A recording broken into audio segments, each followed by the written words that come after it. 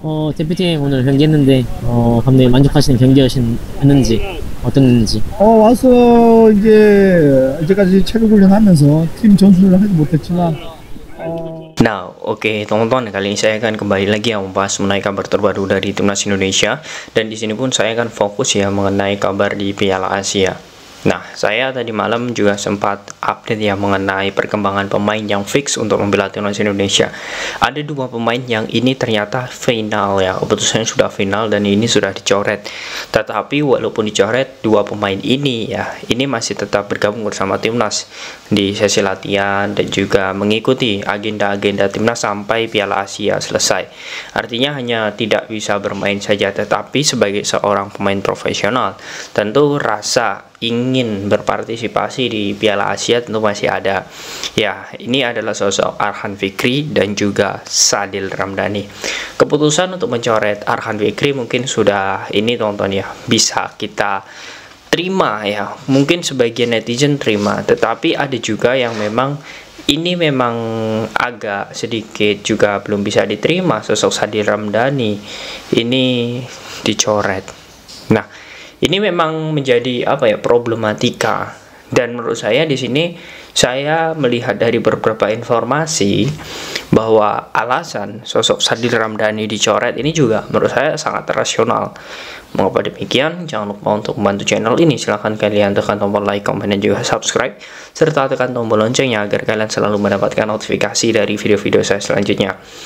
Oke, kita langsung saja ke akar permasalahan. Dendi Sulistiawan, kemudian Dimas Derajat, dan juga seperti sosok Witan Sulaiman. Kita ketahui permainannya kurang menonjol, tetapi apa yang menjadi dasar Sintayong mengapa mencoret Sadil Ramdhani? Kalau kita ketahui selama di klub, Sadil Ramdhani adalah pemain yang sangat bagus ya, bahkan di Liga Malaysia pun dia masuk nominasi 10 pemain terbaik Liga Malaysia. Tetapi saya bukan berpikir masalah dia bagus tidaknya di klub. Secara kualitatifnya ya, selagi dirinya membela timnas di 3 laga ya, Libya, kemudian leg pertama, leg kedua, dan juga Iran ya, Sadil memang belum bisa ya dalam hal ini bersaing untuk bisa menggantikan posisi dari sosok Yaakob Sayuri ataupun di sisi kanan. Tetapi yang membuat Sintayong di sini ya, menurut saya ini dia harus mengambil sosok Adam Alis, karena memang Indonesia ya untuk saat ini fokusnya memang kurang di gelandang. Nah, sosok Sintayong ini memang sangat memerlukan gelandang-gelandang kreatif. Ya, walaupun sebenarnya Adam Alis pun kalau dibilang apakah dirinya lebih baik dari Varjener, apakah dirinya sama dengan Mark Klok, ya menurut saya itu adalah persaingan. Dan memang dari faktanya ya, di satu laga pertama ya, di laga pertama kemudian melawan Libya laga kedua dan Iran kemarin yang kita lihat kita kalah ya, itu permasalahan kata Sintayong itu sama ya. Ini bagaimana karakteristik kita di lini belakang dan lini tengah itu masih kurang. Dan kalau kita melihat di lini belakang, tidak mungkin Sintayong akan mencoret Wahyu Prasetyo dan lain sebagainya, karena itu sudah menjadi opsi jika Jordi Amat ataupun Rizky Ridho ataupun Elkan Bagot itu cedera ketika di Piala Asia nanti. Jadi tidak ada opsi lagi ya untuk dalam hal ini mencoret di lini belakang. Kemudian untuk lini depan, nah ini juga sebenarnya banyak yang menimbulkan pro dan kontra. Mengapa tidak sosok Dimas Derajat saja yang dicoret? Mengapa kemudian tidak Dendi saja yang dicoret? Kemudian timbul spekulasi lagi. Ya, timbul spekulasi lagi.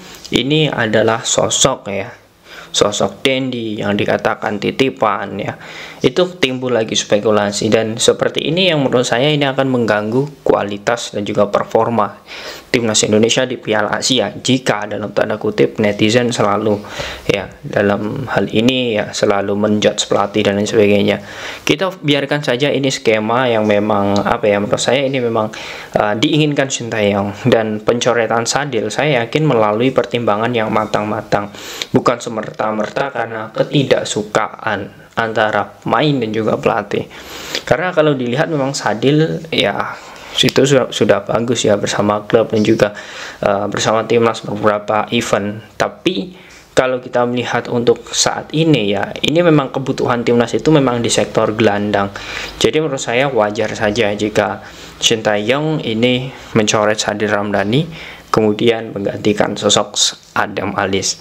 Nah, kemudian banyak yang bertanya kepada saya, Bang, apakah ini murni titipan? Apakah Dendi Sulistiawan ini dirajakan di timnas Indonesia? Menurut saya jawabannya tidak ya. Karena memang kalau kita melihat posisi striker, Shin Tae-yong ini selalu membutuhkan striker dengan formasi yang berbeda, itu juga dengan formasi yang berbeda. Contoh jika menggunakan formasi 3-4-3. Nah, artinya di situ Shin Tae-yong pasti ya menggunakan 3 striker murni ya, yang artinya dia memang ditempatkan di titik-titik tertentu. Belum tentu ketika 3-4-3 itu akan menjadi formasi 3-4-3 ketika di dalam lapangan, karena Shin Tae-yong terkadang memiliki formasi tersendiri atau formasi rahasia. Nah, tak terlepas dari itu ya, pasti saya yakin, karena kalau kita melihat saat ini Shin Tae-yong bukan hanya mengandalkan kecepatan lagi. Kalau masalah kecepatan kita masih ada Witan, kemudian ada Yaakob Sayuri, ada beberapa pemain. Tetapi dengan dipertahankannya Dimas kemudian Dendi, artinya ya Shin Tae-yong ini ingin mematangkan shot on target.